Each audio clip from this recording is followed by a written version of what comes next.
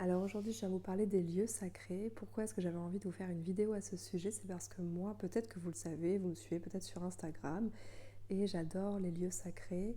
C'est quelque chose avec lequel j'aime bien connecter et notamment un des voyages les plus puissants que j'ai pu faire. Alors c'est non pas celui que j'ai fait au bout du monde, mais c'est au Mont Saint-Michel et c'est vraiment là où je me suis sentie en fait connectée avec l'archange Saint-Michel.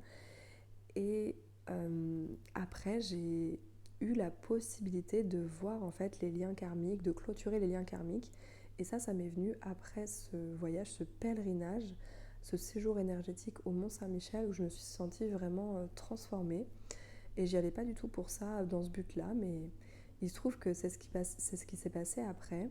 Et étant aussi géobiologue, j'ai fait une formation de géobiologie il y a 10 ans.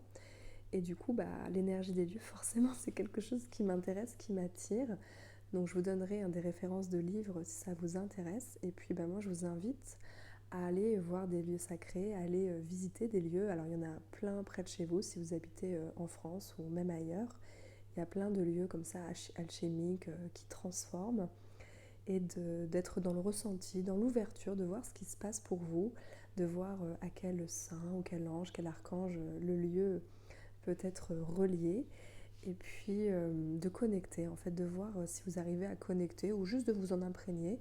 Moi maintenant j'habite en Bretagne et donc par exemple on a été voir le tombeau de Merlin, on va voir des dolmens, des menhirs, voilà des assemblements de pierres énergétiques. J'adore, vraiment c'est quelque chose que j'aime beaucoup.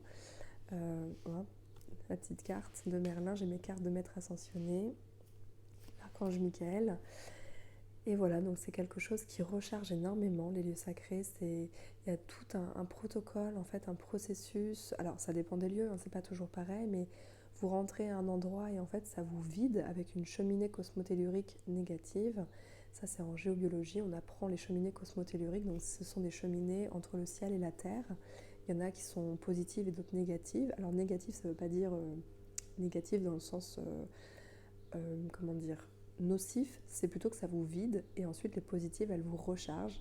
Et dans les lieux énergétiques, ils ont construit les lieux ou agencé les lieux de manière à ce que quand vous rentrez dans un lieu, vous soyez vidé et ensuite quand vous en ressortez, vous soyez réénergisé. C'est pour ça que vous avez des parcours énergétiques, notamment au Mont Saint-Michel, mais dans toutes les églises en fait de France qui ont été construites, Notre-Dame de Paris, à Lyon aussi, l'abbaye de Sainte-Blandine. Vous avez vraiment des parcours énergétiques très très puissants pour vous reconnecter justement à des énergies, pour vous faire monter en vibration. Vous avez des vibrations différentes en fonction des endroits. La vibration est souvent très élevée au niveau du cœur de l'église et il y a en fait un certain sens. Alors, ça dépend des églises, hein, c'est différent pour chacune, il y a des parcours différents. Pour ça, je vais vous renvoyer à la littérature. Je ne les connais pas toutes. Moi, je connais beaucoup celle du Mont-Saint-Michel, forcément, et celle de Lyon aussi, parce que j'ai habité à Lyon. Et j'ai fait plusieurs fois le parcours énergétique de Lyon, que je vous invite à faire.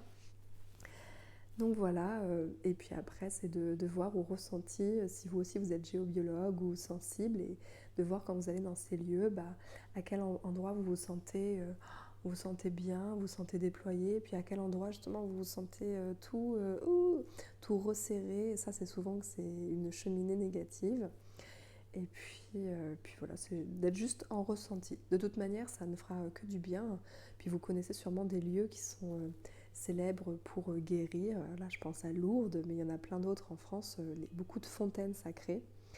Et puis voilà, ça, ce sont des lieux à aller voir, à toucher. Des fois, si vous pouvez toucher la pierre et vous en imprégner. Bon, j'aimerais bien, ça c'est là je dis ça, mais c'est un rêve que je dépose ici et peut-être que quand vous regarderez cette vidéo, peut-être qu'il sera réalisé, mais j'aimerais bien organiser des parcours énergétiques au Mont Saint-Michel, parce que moi c'est un lieu qui me tient à cœur, et voilà de proposer en fait ce genre de séjour énergétique pour faire ensemble ce pèlerinage et puis montrer en fait guider dans quel sens le faire. Et puis j'ai aussi comme projet de faire tout un parcours énergétique en France avec Notre-Dame, avec Chartres, avec Lourdes et encore d'autres endroits, même aussi en Europe, de visiter, de faire les parcours alchimiques. Il y en a à Bruxelles, à Prague. Donc voilà, je dépose ça ici. Peut-être qu'un jour, je vous accompagnerai en séjour énergétique. Ce sera avec grand plaisir. Et en attendant, je vous invite à vous vous y rendre et puis le faire seul, profiter de ces énergies de guérison que tous ces lieux nous apportent, que la terre nous apporte, parce que c'est des énergies qui viennent de l'énergie terrestre. En fait, c'est l'énergie terrestre, elle ne fonctionne pas partout au même endroit de la même manière. Il y a des réseaux telluriques, il y a plein de choses en fait qui se passent dans la croûte terrestre au niveau magnétique. Et ça, c'est ce qui est mesuré en géobiologie. Donc, c'est pour ça qu'il y a des endroits dans lesquels on se sent bien, des endroits dans lesquels on se sent moins bien. Et j'en profite pour vous dire que si votre maison, il y a quelque chose qui fait que vous ne vous sentez pas très bien, ça peut être des entités, mais pas que, ça peut être aussi des failles, des cheminées cosmotelluriques, des courants d'eau, ça peut être vraiment plein de choses. Et bien ça, un géobiologue pourra réharmoniser au niveau de votre habitat et votre lieu.